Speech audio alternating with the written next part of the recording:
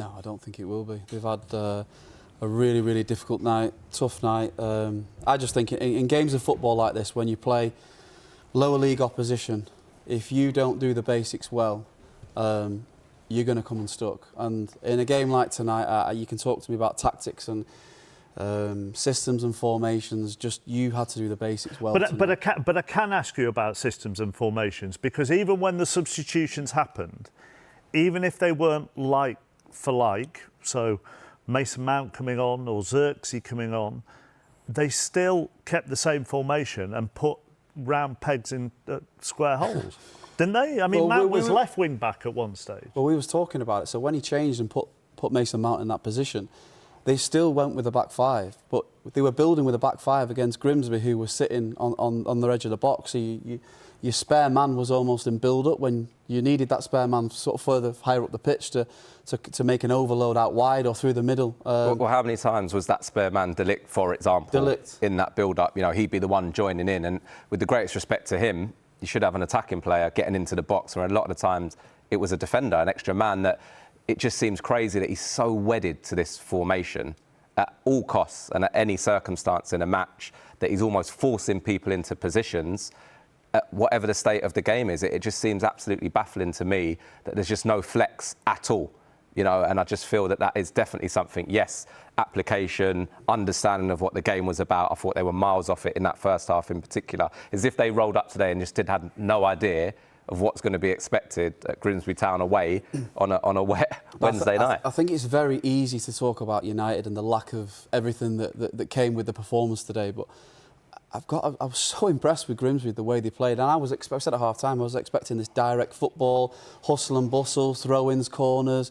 But it was absolutely the opposite. The way they played the right football at the right areas at the right time, they played with an intensity, with speed. They caused all sorts of problems in the first half and could have been 3-0 up before United scored a goal. What's he trying to say there? I think he may be referring to the players in the dressing room. Maybe they've spoke up on his behalf, maybe. But listen, he's obviously hugely frustrated with the performance, the way they started the game. They were sloppy in possession, a lack of, like we spoke about at half-time, he alluded to it there, lack of intensity, no speed in the ball, you know, no progression with the ball, and I thought Grimsby were terrific. They stifled United. They couldn't gain a foothold in the game tonight, United, and I mean, for the first 15 minutes, I don't think we've seen United enter Grimsby's half. I mean, they penned them in. It was you didn't expect that.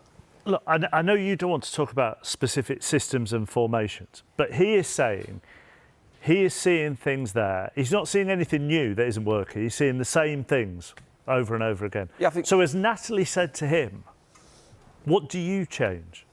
Well, I think the point Phil's making about he doesn't want to talk about, there's certain games, chappers, where that almost becomes secondary, and if you're not prepared to do the basics, when he says my players spoke for me today, or spoke with the performance, he's saying what I think a lot of us thought watching it. There's a group of players that turned up tonight, and when they started that football match, did not fancy being anywhere near this game tonight.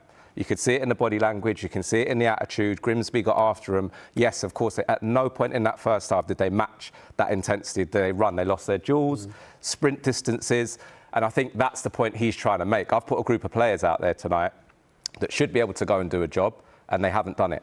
And it's because they didn't want to do it, in my opinion, and I think he's come out and said that. The system and the formation, for me, yes, should he tweak it? Should he give the players sometimes a better framework? But if you don't do the basics right against anybody, then you come unstuck, and that's what happened for me tonight. I've got to keep saying, like, that game tonight had nothing to do with tactics on the pitch. Tactically had nothing to do with the game. You have to go into games like that and you have to be alive from the first whistle. You know what to expect. You know it's going to be a tough game. You're playing against lesser opposition who are going to be shouting and cheering for every single ball. You've got to be so aggressive. You've got to concentrate more than ever in any game. You've got to be able to sustain attacks when you're attacking, and it was too easy for them to play out when United were attacking, and then they end up with a 30-yard sprinting behind. I just think tactically it's out the window. Okay, so if we take character and player personality, I'm sure there'll be United fans, if any of them are still watching, who will go, How many times do we have to go over this same discussion? How many times it has to be? It doesn't matter who the manager is. In some ways, it doesn't seem to matter who the players are, because there are players that he's brought in this summer there. But the same questions were asked under Ten Hag. They were asked under Mourinho. They were asked under Solskjaer. Right, you were probably part of some of the squads. No, but where you would have been, because those questions were asked about the character. So players come and go, managers come and go, and yet this question of culture and character hangs over this football club. How? Yeah, look, there's no getting away from it. There's no doubt in my mind that any player walks onto that pitch tonight and wants to put a performance in like that and play that way. I won't have that. But it just wasn't good enough. All over the pitch, they lost so many duels. Even for I think it was the first goal, Ugarte and Ahmad got caught in between a duel. One of them should have at least stopped the counter-attack by a cute little foul. The goals they conceded were so basic, and they just weren't at the races all over the pitch. Maybe on 75 minutes they gathered a bit of momentum, but I think that was because Grimsby tired.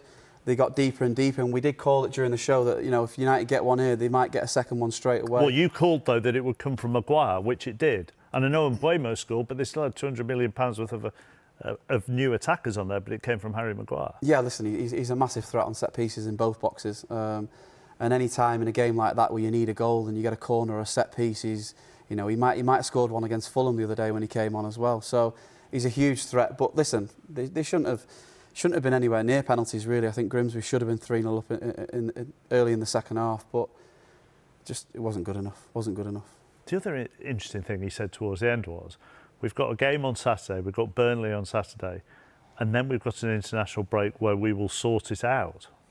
But the sort it out is the bit I'm not quite sure where he goes with that. One, a lot of the players will be away anyway for international break.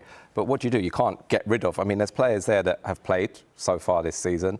You know, you can't just go and wipe the deck. So again, for me, that then comes back to you as the manager and saying, right, am I getting the best out of this group on a consistent basis? However, I've got to do that. And it might be switching away a little bit from my belief in a system or a formation. And I just don't think he is. You look at the amount of games that he's lost during his time there, week in, week out, they are not getting the level of performance that they should be out of that. Yes, there's underperformance. Yes, there's a culture that needs a bit of a shift, but he is not getting the best out of that group. It's a bit harsh, this, because I'm probably asking you to try and interpret what he thinks. But do you think he thinks that if he switches, that's a sign of weakness? Yeah, absolutely. Absolutely. Anybody who's that, set on a system and formation, which is absolutely fine, that's what he was brought in to do and implement. Anybody who changes now is going to be seen as a sign of weakness for sure. I think the players, honestly, now would crave that. If it gives them a better chance to go and win a game of football, for me, I think they would embrace that. And if you were in that squad, would you knock on his door and go? 100%. I've been in squads, where you're going between the senior pros, right, we need to go and have a chat with the gaffer in what will give us the best way to go and win a football match. And for me, that's the next step. Are the characters in there now? That's the thing I would ask. Yeah, I've always said that whenever I played in a back three, if you're an outside of the centre half, I've said it so many times that if you don't get the press right and you go 5-6 seconds late, it has a knock-on effect all over the pitch, and then you end up getting there late, and all of a sudden, in 2 or 3 passes, you are so disjointed all over the pitch. And it's what you've seen in the first half. So many little corner runs down the side, 2v1. They should have scored straight after the second half kicked off. That should have been 3-0. I just felt they were so disjointed. And it's unfortunate because I watched the Arsenal game and I thought they were really good. In possession, out of possession, I thought you could see an improvement from last season. Guaranteed. Fulham first half, first 30 minutes, I thought they were really good. Attacked with intent. Could have been 2 or 3-0 up inside the first 15 minutes. But tonight we didn't see that tonight.